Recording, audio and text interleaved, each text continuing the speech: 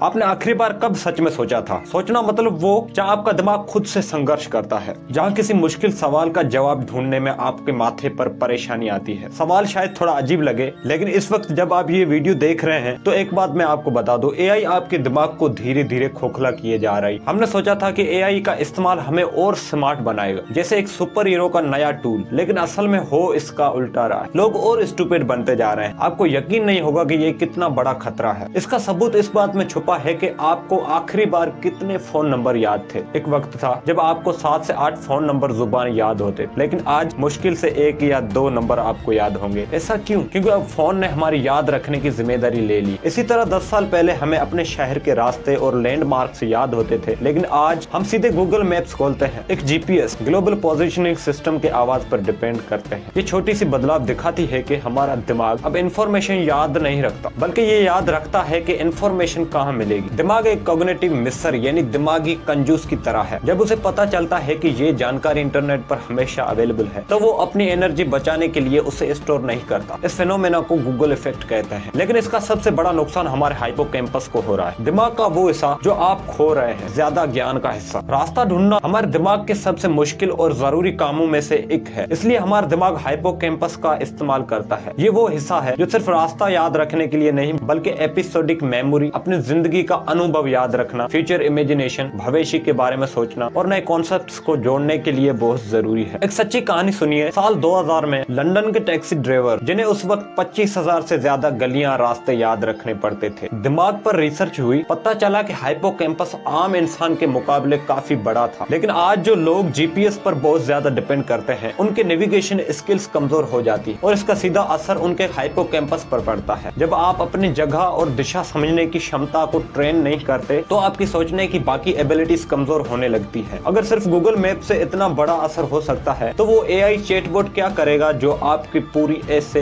Code या business decision लिख देता है। हमें एआई का खतरा सिर्फ अंदाजे से नहीं, बल्कि रिसर्च पेपर से पता चला है। 3 बड़ी स्टडीज इस तरफ इशारा करती हैं। MIT मीडिया लैब, कुछ पार्टिसिपेंट्स को ऐसे लिखने को कहा गया जब उनकी दिमागी एक्टिविटी EEG मशीन से रिकॉर्ड की गई, तो ChatGPT यूजर्स के दिमाग में सबसे कम एंगेजमेंट देखी गई। लिटरल शब्दों में उनका दिमाग स्विच्ड ऑफ था। वो आलसी हो गए और कुछ महीनों बाद वो कॉपी पेस्ट ही कर रहे। सबसे चौंकाने वाली बात, वो लोग अपना लिखा हुआ ऐसे भी दोहरा नहीं पा रहे थे, जबकि खुद से लिखने वालों को सब कुछ याद। माइक्रोसॉफ्ट कार्नेज मेलोन स्टडी में पाया गया कि जो लोग एआई पर ज्यादा भरोसा करते हैं, वो बहुत कम क्रिटिकल थिंकिंग करते हैं। उनका फोकस प्रॉब्लम सॉल्व करने से हटकर सिर्फ ये सोचने पर चला गया कि एआई को कैसे यूज करके टास्क को ऑटोमेट किया जाए। इसके पीछे का मेन रीजन है कॉग्निटिव ऑफलोडिंग, अपने सोचने वाले काम को एआई को आउटसोर्स कर देना। इससे हमें खुद सोचने की जरूरत ही नहीं पड़ती और हमारा दिमाग लर्निंग के लिए जरूरी फ्रैक्शन खो देता है। हर नई स्किल, हर बड़े काम के पीछे एक ग्रंट वर्क होता है। ये वो शुरुआती थका देने वाला और रिपीटेटिव काम होता है, जैसे एक लंबा एसे खुद लिखना, डॉक्यूमेंट्स समराइज करना या बेसिक कोड लिखना। अक्सर हम इस काम को बोरिंग मानते हैं, लेकिन यही हमारा ट्रेनिंग ग्राउंड है। जब हम ये मुश्किल काम करते हैं, तो हमारे दिमाग में नॉलेज और मेंटल मॉडल बनते हैं। लेकिन अब जब एआई का सारा ग्रंट वर्क ऑटोमेट कर रहा है, तो नए स्टूडेंट्स और एम्प्लॉयज फंडामेंटली स्ट्रॉन्ग नहीं बन रहे हैं। असली खतरा यहाँ है, अगर आप किसी काम के फंडामेंटल्स को नहीं जानते, तो आप एआई के दिए गए जवाब को वेरीफाई या रिव्यू कैसे करेंगे? आप एआई की गलती को कभी पकड़ ही नहीं पाएंगे और इस तरह गलती आगे बढ़ती चली जाएगी। आप सिर्फ एआई के स्लेव बनकर रह जाएंगे। तो क्या एआई का इस्तेमाल करना बंद कर दें? बिल्कुल नहीं। एआई को बाइकआउट करना कोई रियलिस्टिक सॉल्यूशन नहीं है। ये वैसे ही होगा जैसे आज के जमाने में एक कंप्यूटर सीखने से मना कर देना। एआई ने हमें बेहतरीन प्रोडक्टिविटी और एफिशिएंसी दी है, तो सॉल्यूशन क्या है? हमें समझना होगा कि हमारा दिमाग एक मसल की तरह है। अगर आप उसे ट्रेन नहीं करेंगे, तो आप उससे खो देंगे। जिस तरह मॉडर्न कन्वीनियंस आने के बाद हम अपनी बॉडी को जिम या